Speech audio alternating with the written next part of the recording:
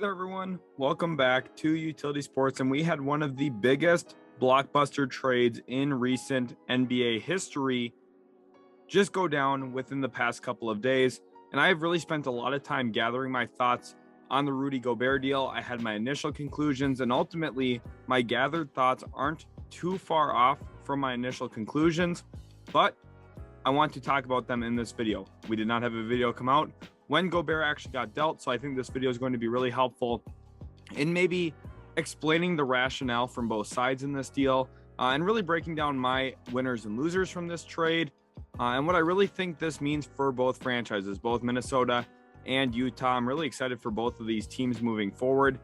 So if you guys are new to the channel, make sure to leave a like, subscribe as well if you do enjoy the content you see here today. Again, our content usually different from what you normally see. This is not just recycled stuff. This is my own honest opinion, and if you disagree, that's completely fine. I'd love to talk to you about it in the comment section.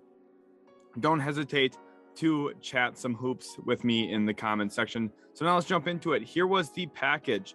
The Minnesota Timberwolves trade everything seemingly for one player, center Rudy Gobert from the Utah Jazz, who just turned 30 years old on June 26th. So a 30-year-old who is under contract on a very expensive deal gets dealt to Minnesota here, and the Utah Jazz receive a slew of parts in terms of players.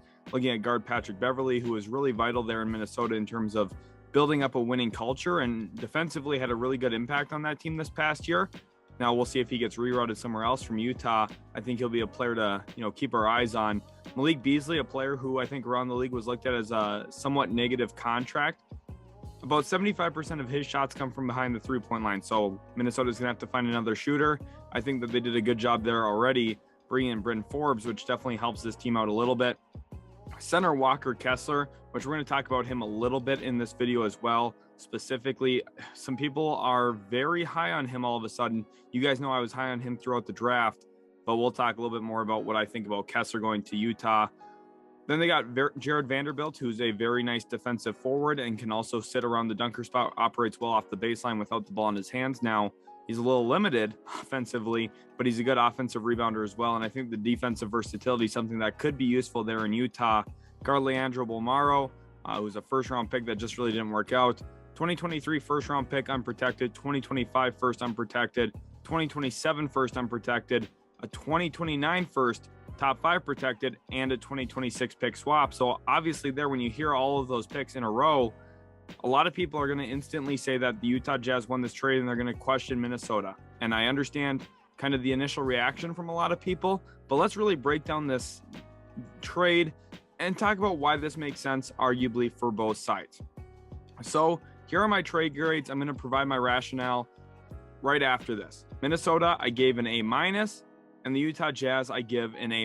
I think this is actually a very balanced trade and one that really does make sense for both organizations. Now, between these two franchises, which one do I prefer with this move? I prefer the Minnesota Timberwolves. And for anyone who watches, you know I'm usually skeptical of the Minnesota Timberwolves. So the fact that I prefer their outcome in this deal shows that not only am I questioning some of the stuff that's going on behind the scenes and really, critically thinking about what I see in this, but, I'm just reading based on what there is on this roster, and we're going to break that all down in this video. I'm also hoping to have another Rudy Gobert video come out on the channel that breaks down all of his skills and strengths that people don't really see when you look at a box score. And he's one of those players that if you watch him, it's way different than what you see on the box score. So my rationale here, the Utah Jazz, they maximize value on Rudy Gobert. This is why they get an A-. Getting 4 first-round picks, a pick swap, and a collection of decent to good players, that's about as maximized value on Gobert as you can get. I think anywhere from 3 to 4 first was what I would have expected. And the fact that they get a pick swap in there and some young talent as well definitely bumps that up for them.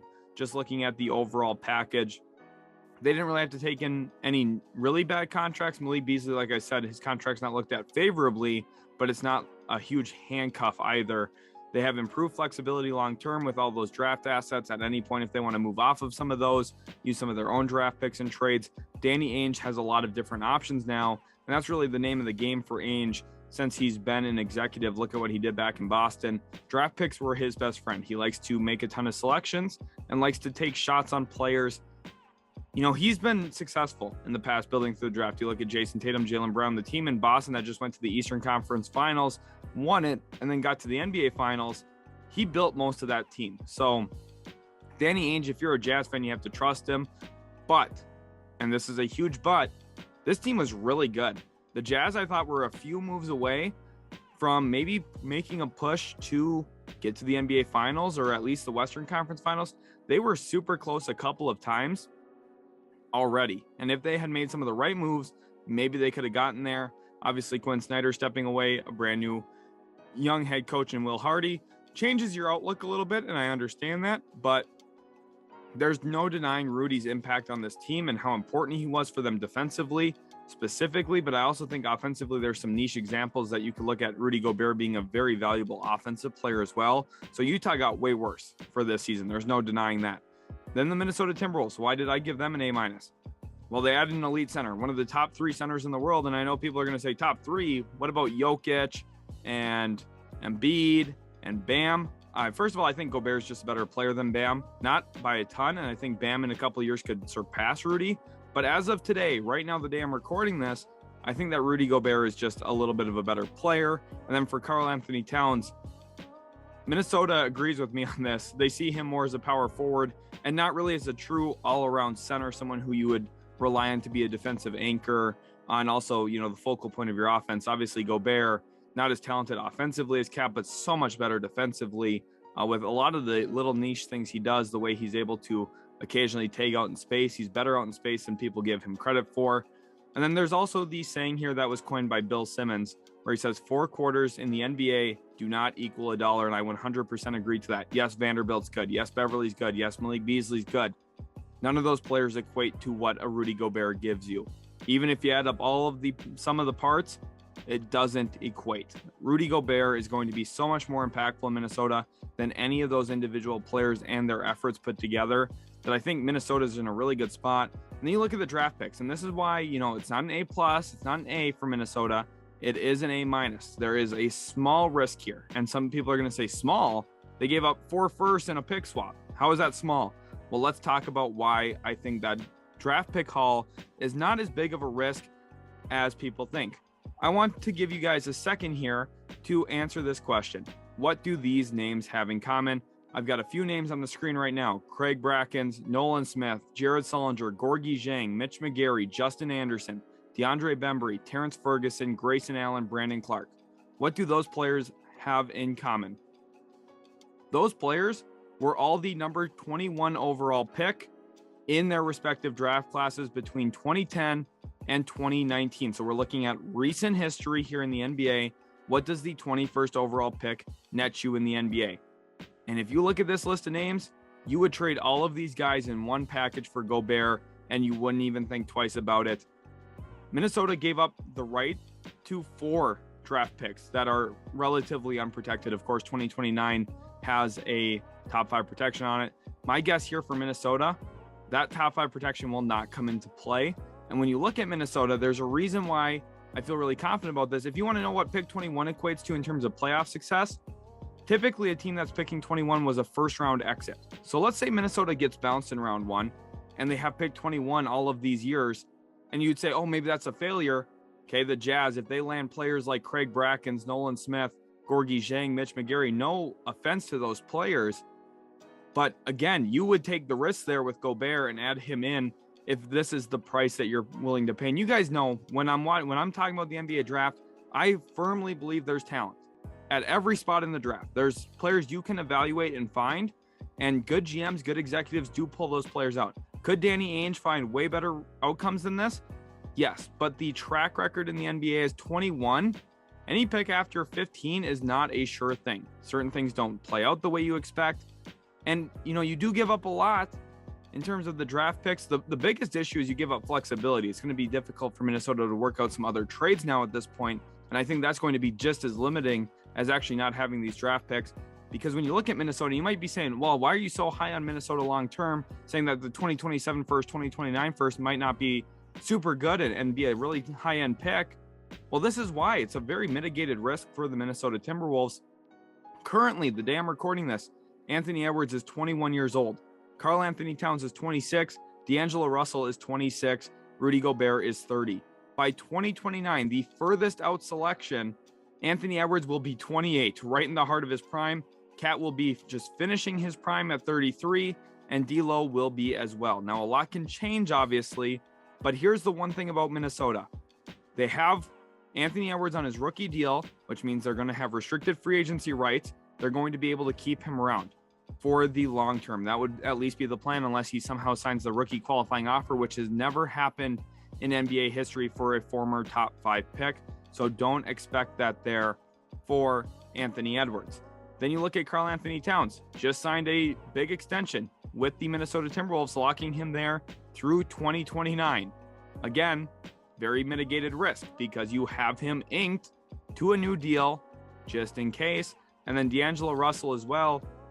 His value is probably going downward, but I think this move for Rudy Gobert is really going to help him, because when you look at all three of these players, they all have certain flaws, which is why Minnesota has been limited to a first-round exit up to this point.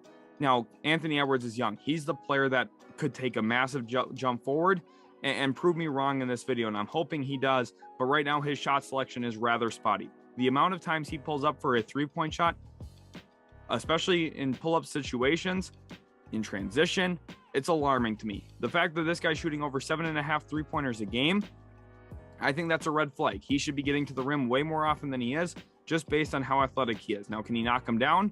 Yes. But I think for his offensive game, he'd be better, more efficient, and more dangerous if the MO and the decision-making was, I'm going to get to the rim as much as I can and then use my three ball from there. I think he tries to really balance it, which you look at as a good thing, but I don't think he's maximizing his athleticism. So when he is shooting those long shots, you add one of the best offensive rebounders in Rudy Gobert to this team. He's going to help you keep some more of those possessions alive. And when Anthony Edwards, who's still a young player, still has room to grow in this, I'm not saying it's a long-term net negative. Anthony Edwards is a phenomenal young player. But you have Gobert there as well now to clean up some of those, maybe poorer decisions that you would expect from a guy who's just going into his third year in the league. Then D'Angelo Russell. Let's talk about him. I think he's poised for a huge season now, and I really believe that.